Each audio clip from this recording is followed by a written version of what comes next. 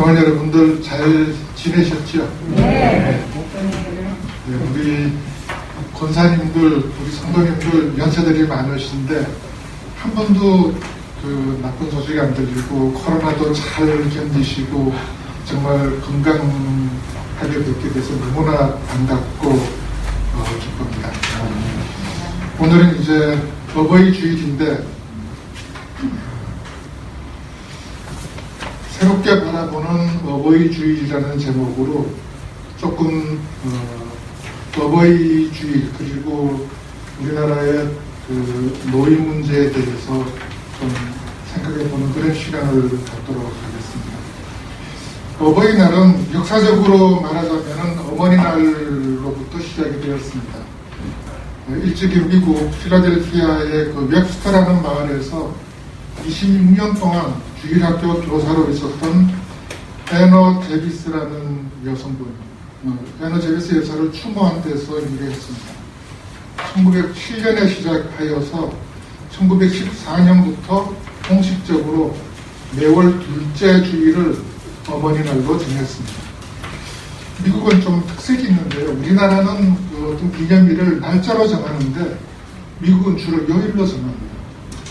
몇 번째 주 혹은 몇 번째 주 무슨 요일 그렇게 해서 대부분의 공휴일이 그냥 넘어가질 않아요. 공휴일을 정할 때 일요일이나 토요일을 안 정하고 항상 월요일을 주로 정합니다. 그러다 보니까는 대부분 공휴일이 토, 일, 월 이렇게 연휴가 되게 그렇게 정하고 있어요. 특별히 그렇게 안 하는 경우가 독립기념일인데 독립기념일은 요일이 아니잖아요. 특정한 날이니까는 7월 4일이 독립기념일이어서 그래서 이제 독립기념일은 날짜로 정하는데 그 밖에는 대부분 몇 번째 무슨 요일 그렇게 정합니다. 우리나라는 날짜로 정하다 보니까는 공휴일과 겹쳐서 뭐 대체휴무제도도 요즘 도입하고 그렇게 하고 있죠.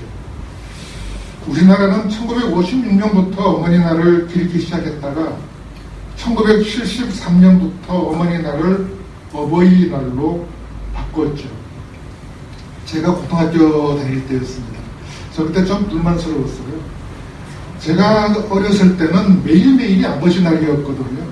아버지가 항상 집에서 뭐 먹는 것도 가장 좋은 거 드시고 매일매일이 아버지 날이고 어머니가 항상 헌신을 해왔는데 왜 어머니 날을 또 안 그래도 대접받는 아버지까지 합해서 어버이날로 바꾸나 그때는 제가 좀 불만이 있었는데 결과적으로는 잘 되었죠. 요즘은 사실 가정에서 남성들이 좀 권력이 많이 약화되어서 같이 지내는다고 합니다. 이 어버이날은 미국에서는 그 아내가 죽은 후 다섯 명의 자녀들을 키워낸 한 아버지를 기리기 위해서 1916년부터 6월 셋째 주일을 아버지의 날로 정해서 지켜오고 있습니다. 5월 둘째 주, 6월 셋째 주 이렇게 어머니 날과 아버지의 날을 별도로 지켜오고 있습니다. 어머니 주일에는 카네이션을 꽂아드리는데 아버지의 날은 자녀들이 아버지를 의자에 꽁꽁 묶어놓고 자기들이 원하는 것을 들어주게 하는 그런 풍습이 과거에 있었습니다. 그래서 아버지의 날은 실로 아버지들에게는 좀 곤욕을 치르는 그런 날이었습니다. 미국도 옛날에는 남자들이 훨씬 그 목소리가 커서 가정에서 이제 아버지들이 항상 큰 소리 치다가 아버지의 날에는 가족들이 아버지를 의자에 묶어놓고서는 소원을 안 들어주면 안 들어준다 이렇게 협박해가지고 이제 아버지로부터 뭔가를 얻어내는 그런 풍습이 있었다고 합니다. 성서는 우리에게 부모를 공경할 것을 요구합니다. 출애굽기 10장 12절에서 하나님은 부모를 공경해야 함을 십계명에 넣으시고 그 말씀을 약속 있는 첫 계명으로 삼으셨습니다. 누가복음 2장 51절에 보면 예수님은 부모님을 잘 순종하며 받드셨다는 그런 기록이 있습니다. 어린 나이 때부터. 그리고 요한복음 19장 27절 전후를 보면은 심지어 십자가 죄송합니다. 요한복음 19장 27절 전후를 보면 심지어 십자가상에서도 어머니를 염려하신 그런 모습을 볼 수 있습니다. 부모님은 하나님의 대행자로 축복도 하며 또 예언도 했습니다. 창세기 28장 6절에 보면은 에스가 본적 이삭이 야곱에게 축복하고 그를 받던 아람으로 보내어 거기서 아내를 맞이하게 하였고 또 그에게 축복하고 명하기를 너는 가나안 사람의 딸들 중에서 아내를 맞이하지 말라 하였고 이런 말씀이 있습니다. 그래서 부모는 자녀에게 축복도 내려줄 수 있었고 또 그 야곱이 임종하기 전에 자기의 그 12자녀 아들들을 다 모아놓고 각각의 아들들이 앞으로 어떻게 될 것인지를 일러주는 그런 예언의 말씀도 합니다. 그래서 성서에 보면은 부모가 자녀에 대한 막강한 권한이 있음을 보여주고 있습니다.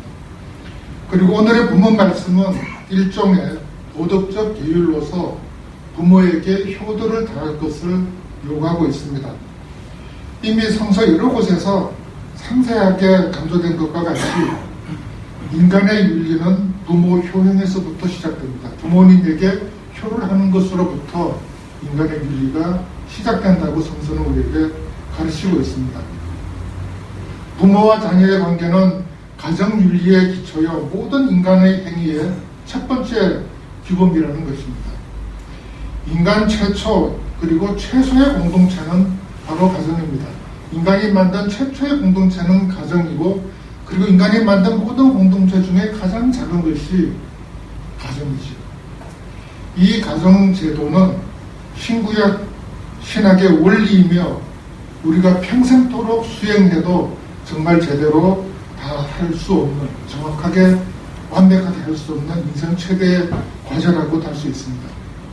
이처럼 효도는 부모를 잘 모시는 것은 인류의 근간임을 성서가 말하고 있고 사회적으로도 효도를 다할 것을 요구하고 있습니다만은 하지만 지금 현실은 매우 다르게 진행되고 있습니다. 오늘날은 부모를 해치는 자식이 수시로 등장하고 또 심지어 자기 자식을 해치는 부모들도 가끔 나타나고 있습니다. 우발적이 아닌 계획적인 그런 살인까지도 사용되고 있는 것이 현실입니다. 비록 범죄까지는 아니더라도 부모를 방치하거나 학대하거나 노인을 멸시하는 풍조는 전 사회에 빠르게 퍼지고 있습니다. 왜 이렇게 되었을까요? 불과 몇십 년 전만 해도 우리 사회에서는 노인들을 공경하고 부모를 잘 모시고 부모에게 대드는 것은 상상도 못하는 그런 사회였는데 불과 몇십 년 사이에 우리 사회가 완전히 거꾸로 전도되어 버렸습니다. 과거에 부모에게 효도를 다하고 노인을 공경하는 데에는 그만한 이유가 다 있었습니다. 부모를 포함한 노인은 지혜의 보고였습니다. 평생 살아오면서 보고 듣고 경험하면서 쌓은 지식과 지혜는 젊은 세대와 후손들이 생존하기 위해 필수적으로 중요한 정보들이고 지식이었습니다. 농경사회에서 노인들이 평생 경험을 통해 알게 된 농사에 관련한 지식, 유목사회에서 목축에 대한 지식은 후대가 이것을 모르면 생존이 불가능한 그런 중요한 지식이었습니다. 과거에는 오늘처럼 책도 없었고 인터넷 같은 것은 상상도 못하던 시절이라 모든 삶의 지혜, 뭐 장사하는 것도 그렇고 농사짓는 것도 그렇고 소, 돼지, 가축을 키우는 것도 전부 한 사람의 경험으로 인한 머릿속에 들어있는 것이 그 후손에게 전수되어야만 했습니다. 그런 지식을 노인들은 풍부하게 가지고 있었고 따라서 노인들은 젊은이들의 생존에 매우 중요한 요소였습니다. 나이 든 사람, 경험이 풍부한 사람이 집안이 없으면 농사도 제대로 지을 수도 없고 더군다나 노인들은 옛날에는 그 시절도 참 잘 알았죠. 뭐 얼마 후에는 무슨 절기가 오고 무슨 절기에는 비가 많이 내리고 어떤 절기가 오면은 가물고 그래서 거기에 맞춰서 농사를 매우 적절하게 잘 대비하고 준비했는데 이런 노인들의 지혜가 없으면은 과거에는 농사를 망칠 수밖에 없었습니다. 따라서 이런 사회에서는 노인에 대한 공경을 하지 말라고 해도 하게 되며 노인들이 막강한 권력을 가지게 됩니다. 그러나 현대 사회는 이런 사회 구조가 완전히 뒤바뀌어 버렸습니다. 세상과 사회가 너무나 빨리 변화해서 잠시만 새로운 정보와 지식 습득을 게을리해도 뒤처지는 사람이 됩니다.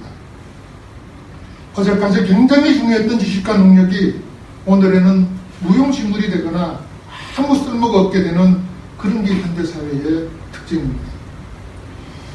요즘 AI, Artificial Intelligence라고 해서 인공지능이라고 그러죠. AI와 챗 GPT가 선풍적인 관심을 불러일으키고 있는데, 챗 GPT는 그냥 그 챗 GPT 사이트에 들어가가지고 그냥 우리 말로 그냥 이렇게 저렇게 막 물어보면은 인터넷에 있는 어마어마한 양의 데이터를 지가 다 검색해서는 대답을 해줍니다. 논문을 쓰라면 논문도 써주고 소설을 써달라면 소설도 써줍니다. 그림을 그리라 그러면은 원하는 대로 그림을 그려줘요. 실제로 사진으로 찍은 것과 거의 다름이 없는 완벽에 가까운 그런 그림을 그려줍니다. 이제 얼마 지나지 않으면은 이 챗 GPT 같은 그 인공지능이 드라마도 써줄 거예요. 이런 줄거리 요소를 넣어서 재미있는 막장 드라마를 써달라 그러면은 막장 드라마를 써주고, 또 액션을 써달라 그러면 액션을 써주고, 온갖 종류의 드라마도 써줄 날이 올 것으로 보고 있습니다. 이미 사진작가들의 설 자리가 사라지고 있어요. 작가가 찍은 사진보다 이 AI가 훨씬 더 원하는 대로 정확하게 찍어줍니다. 사진을 만들어줍니다.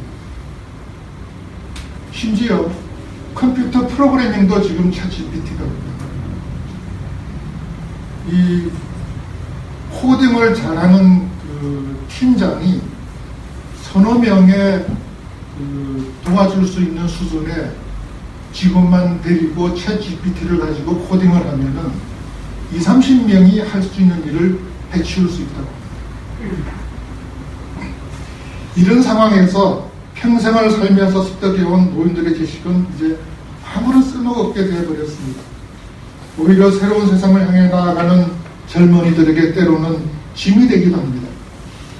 과거의 가치와 이념에 매여 있는 노인들은 새로운 세상을 향한 사회적 변화를 두려워해서 정치 지도자도 과거 지향적인 사람을 지지하는 경향을 보임으로써 급격하게 변화하는 세상에서 앞으로 나아가야 하는 젊은이들의 앞길을 막고 있다는 그런 불평을 듣는 신세가 되었습니다. 이제 노인은 공경의 대상이 아니라 혐오의 대상이 되어가고 있으며, 이런 혐오에 기반한 노인을 대상으로 한 범죄도 심심찮게 등장하고 있습니다. 사회는 빈부의 격차가 갈수록 심해져서 절대 빈곤은 탈피했지만 상대적 박탈감에 시달리는 젊은이들은 이제 더 이상 결혼도 출산도 안 하겠다고 거부하면서 현재의 노인들이 젊은 시절에 건설해 놓은 이 사회를 부정하고 있습니다. 지금 우리 대한민국을 누가 건설했습니까? 바로 앞에 앉아 계신 여러분들이 건설했어요.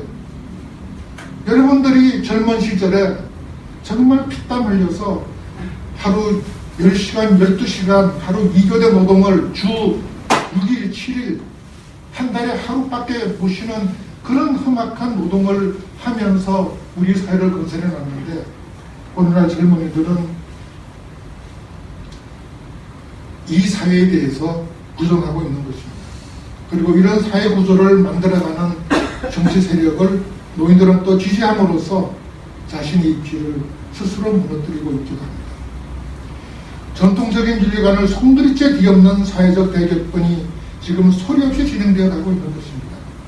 좋건 싫건 지금의 이 변화는 거부할 수 없는 대세가 되어가고 있습니다. 전 세계적으로 이제 노인은 공경의 대상이 아니라 부담스럽고 거추장스러운 장애물로 전락하고 있습니다. 수시로 신문에는 노령화되어 가고 있다. 노인 인구가 많아져서 사회가 활동력을 잃어가고 경제가 쇠퇴하고 있다. 이런 기사들로 도배가 되고 있습니다. 저는 사실 이미 여러분보다는 젊지만, 우리 많은 권사님들보다는 젊지만, 저희 세대 중에서는 제가 상당히 그 최신 기술에 앞선 편입니다. 지금도 저 컴퓨터도 꽤 잘하고, 컴퓨터도 뭐 조립도 하고, 집에 문제 생기면 제가 다 하는데, 그런데도 불구하고 단 얼마 동안만 새로운 그 컴퓨터나 인터넷에 관한 지식 습득을 게을리하면은 굉장히 힘들어져요, 뭘 하기. 이처럼 나이 60, 70에 되어서도 오늘날 사회는 공부할 것을 요구하는 사회가 되어 있습니다. 그래서 이와 같은 추세는 우리 사회에 지금 심각한 문제를 던져주고 있는데, 무엇보다 사회가 세대별로 갈갈이 찢어지고 있습니다. 노인들은 젊은이들을 철이 들들었다고 야단치고, 젊은이들은 좀 좋게 얘기하면 노인들을 꼰대라 그러고, 심하면 사회적 적폐로 규정합니다. 틀딱이라고 하는 그런 아주 모멸적인 그런 단어를 쓰면서 노인들을 공격하고 있지. 여기서 더 나아가 전통적인 규범을 거부하고 성세에서 가장 중요한 사회적 규범으로 보는 가족 형성조차 거부의 대상에 넣고 있습니다. 오늘날 결혼을 해야 된다고 생각하는 젊은이들이 50%를 넘지를 않습니다. 심각한 사회 현상이 되어가고 있죠. 실로 국가의 생존을 이어가고 있는 것이 현실입니다. 대한민국 소멸련이 퍼지고 있는 것이 결코 우연이거나 무시할 수 있는 그런 일과성 문제가 아닌 심각한 문제가 되고 있는 것입니다. 과거 모든 젊은이는 결혼해서 가정을 꾸리며 자식을 낳고 그 자식들을 사랑으로 보살피며 자신들에게 살아갈 사회를 마련해주고 현재의 삶을 꾸려갈 수 있는 지식과 지혜를 물려주는 노인들을 공경하며 보살폈는데, 이제 아이는 젊은이들의 행복한 삶의 거주장선은 장애물이며 노인들은 젊은이들의 앞길을 막는 인생의 방해꾼으로 전락해서 모든 세대가 서로를 미워하고 혐오하는 사이로 들어가고 있는 것입니다. 요즘 젊은이들이 왜 결혼 안 하려고 합니까? 왜 결혼해서도 아이를 안 낳으려고 합니까? 결혼하면은 가정을 꾸리게 되면은 그 가정을 꾸리게 됨으로써 만들어지는 인간관계가 나의 삶에, 나의 행복에 걸림돌이 된다고 믿기 때문입니다. 아이를 왜 안 낳습니까? 아이를 낳으면 그 아이에 미어서 내가 평생 아이의 노예로, 종으로 살아야 한다는 그것 때문에, 내 평생 태어나서 행복하게 살고 싶다는 그 욕망 때문에 결혼도 포기하고 결혼해도 아이를 안 낳겠다는 것입니다. 지금 우리나라 출산율이 여성 한 명당 0.5명입니다. 여성 한 명당 아이를 둘을 낳아야, 그리고 둘을 낳은 이 아이들이 한 명도 안 죽고 무사히 자라야 인구가 현상 수준 유지가 됩니다. 0.5라는 얘기는 4분의 1로, 한 세대가 지나면 4분의 1로 줄어든다는 얘기입니다. 그리고 이 경향은 앞으로 더 심해지면 심해졌지 나아질 기미가 보이지 않습니다.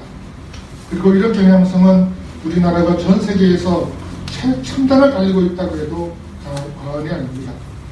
전 세계에서 가장 낮은 출산율과 가장 높은 수준의 노인 빈곤율이 이것을 분명하게 보여주고 있습니다.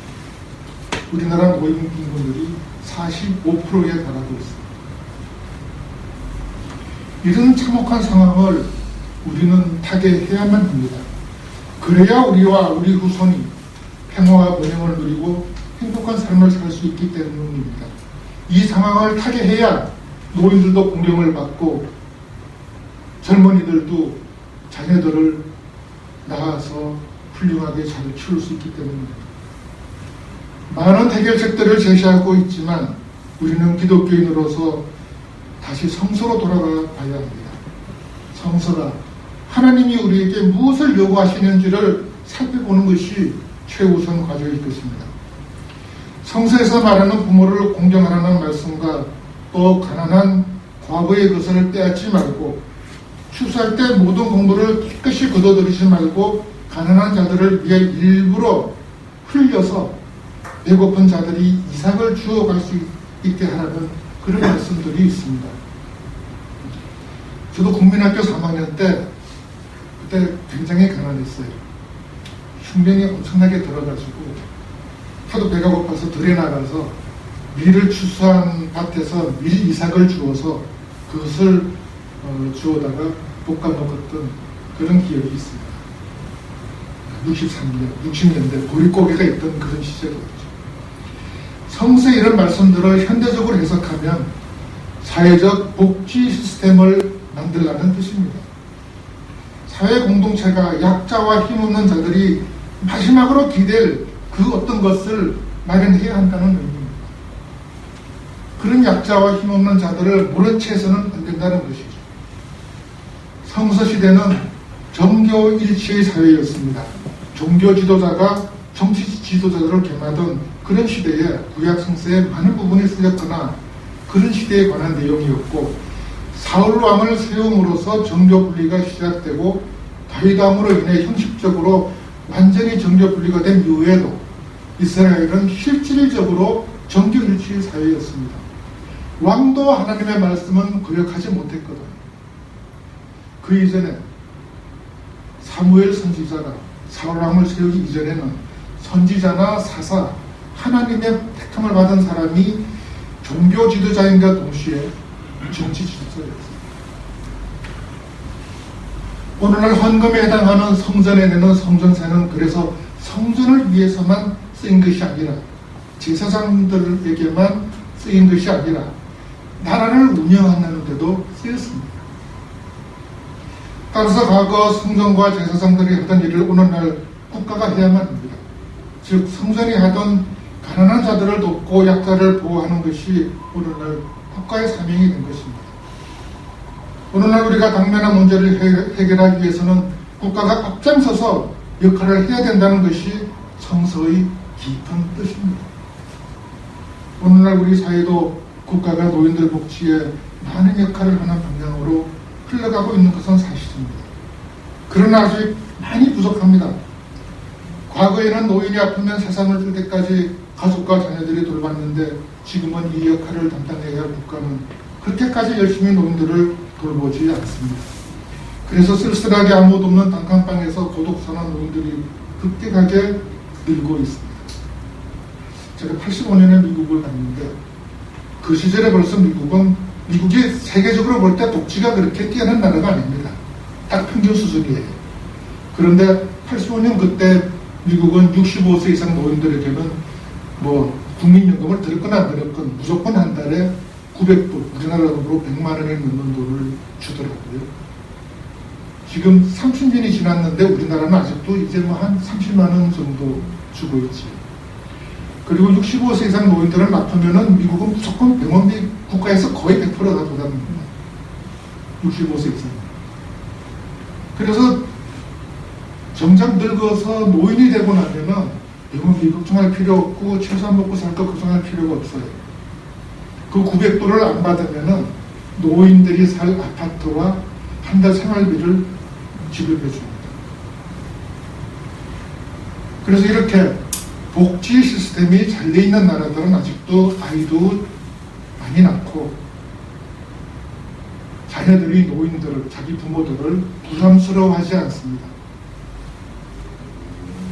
오히려 미국은 거꾸로 부모들이 자녀들에게 자녀가 좀 얼굴 안색이 안 좋으면은 너 돈 필요하니? 돈 좀 도와줄까? 이렇게 말할 수 있는 그런 사회가 되었거든요.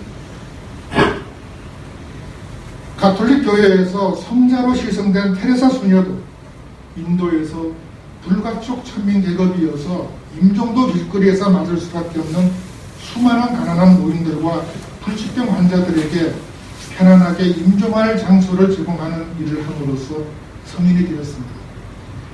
인도에서 불가촉 천민은 인도의 4가지 계급 중에 이 4가지 계급에도 안 드는 밑바닥 인생이 있습니다. 이것이 불가촉 천민인데 이 불가촉 천민들은 말 그대로 아무도 만지려고 하지를 않아요.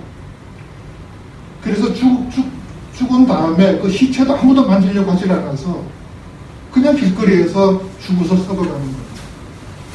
테레사 수녀는 26년 동안 이분들을 모셔다가 돌아가실 때 편안하게 임종할 수 있도록 해주신 거예요. 그리고 불치병에 걸려서 죽어가는 그런 분들도 모셔서 편안한 임종을 맞이할 수 있는 그 일을 인도에서 평생을 하신 겁니다. 그의 희생과 노력은 100번 성인으로 희생되어도 지나치지 않을 정도로 위대한 것이지만 이제 이런 일들을 더 이상 개인의 노력이나 희생으로 될 것이 아니라 과거 성전의 역할 중 세속적인 역할을 담당하고 있는 국가가 공식적이면서 보편적으로 시행해야 할 의무가 되어야 합니다. 그래서 평생 사회와 후손들을 위해 모든 노력을 다한 노인들이 남은 삶을 호사스럽지는 않더라도 기본적인 생활을 영위하면서 살아갈 수 있도록 전통 사회에서 가족이 행하던 것들 중 많은 것을 국가가 해야만 합니다. 왜냐하면 이제는 더 이상 그렇게 보살펴줄 가족이 없기 때문입니다. 부모 세대가 부모에 대한 효도를 다하던 것을 보고 자란 현재 젊은 세대도 효에 대한 중요성을 상실하고 있는 이때에 그것조차 보지 못하고 자라는 지금의 어린 세대가 나중에 지금의 젊은 세대가 노인이 되었을 때 그 세대에게 효도를 한다는 것은 이제 상상도 할 수 없을 그런 상황이 된 것입니다. 사회는 그렇게 변화하면서 나아가겠지만 그러나 우리 기독교인들은 사회보다 항상 한 걸음 혹은 한 단계 더 높은 그런 삶을 살아야 합니다. 그렇게 해서 국가가 가지고 있는 또 한계를 넘어서서 그걸 극복하는 역할을 우리가 해야만 할 것입니다. 그 길은 초대교회 성도들의 윤리적, 인간적 우월성이 로마를 구했듯이 기독교가 로마의 국기가 된 것이 위인이 된 것이 아닙니다. 당시 로마 사회가 부패대로 부패해서 엉망진창이었는데 기독교인들만 정말 윤리적이고 근면하고 성실하게 살았기 때문에 콘스탄틴 황제가 볼 때 지금 이 로마에서 제대로 된 노동력을 제공하고 나라를 이끌어갈 수 있는 유일한 남아있는 인적 자원이 기독교인들 뿐이다. 그래서 기독교를 합법화했던 것입니다. 우리 대한민국의 기독교인들이 바로 로마 시대의 그 기독교인들의 역할을 해야 하는 것입니다. 기독교인들이 하나의 모범으로서 우뚝 서서 사회의 소금이 되고 등불이 되기 위해서 우리는 역시 성서가 말하는 것을 최대한 실천해야만 합니다. 우리는 주 안에서 부모를 공경하고 또 주 안에서 젊은이들을 끌어안아야 합니다. 더 이상 노인이 가진 지식이 새로운 세상을 살아갈 지혜와 지식이 안 되기 때문에 노인들은 그 고집을 꺾어야 합니다. 평생 쌓아온 지식이 아깝지만 쓸모없는 것은 쓸모없는 것입니다. 아무리 많은 돈을 주고 산 값비싼 물건이라도 용도가 다하고 폐기할 때가 되면 버려야 하듯이 아무리 소중하게 얻은 지식과 지혜라도 현대사회에 도움은 고사하고 해가 된다면 과감하게 버리고 새로운 사회가 필요로 하는 지식을 습득하고 최소한 새로운 지식을 가진 젊은이들을 이해해야만 합니다. 과거 봉합불로 소식을 전했다고 해서 지금의 스마트폰을 무시하거나 사용하지 않겠다고 하면 생존이 때때로 불가능해집니다. 힘들고 어렵더라도 귀찮더라도 스마트폰 사용법을 익혀야 지금 세상에 적응할 수 있듯이 노인들도 젊은이들의 말에 귀를 기울여야 합니다. 노인들이 먼저 젊은이들에게 다가갈 때 노인과 젊은이들이 함께 공생하고 공존하며 함께 삶을 일구어갈 가능성이 여집니다. 사랑하는 큰나무교회 성도 여러분, 지금까지 여러분들은 젊은이들의 목소리에 귀를 열심히 기울이고 사셨을 것이라 생각합니다. 가정에 있는 젊은 자녀들의 목소리를 절대로 무시하지 않으셨을 것이라고 저는 믿습니다. 또 젊은이들은 부모와 그들 세대의 감정과 사고방식을 이해하려고 노력하며 살았을 것이라 믿습니다. 이제 우리는 한편으로는 이 사회와 국가가 노인들을 포함해서 약자들을 좀 더 포용하고 보호하는 방향으로 나아가고 다른 한편으로는 성서가 요구하는 부모와 자식, 노인과 젊은이 사이의 윤리를 실천하여 이 세상이 사람이 살아갈 만한 세상이 되도록 만들어 가십시다. 그것이 하늘나라를 이 땅에 구현하는 길이라고 저는 믿습니다. 그리고 여기 하나님과 예수님의 큰 뜻이 있음을 믿는 믿음으로 다 함께 나아가시기를 바랍니다. 다 함께 기도드리시겠습니다.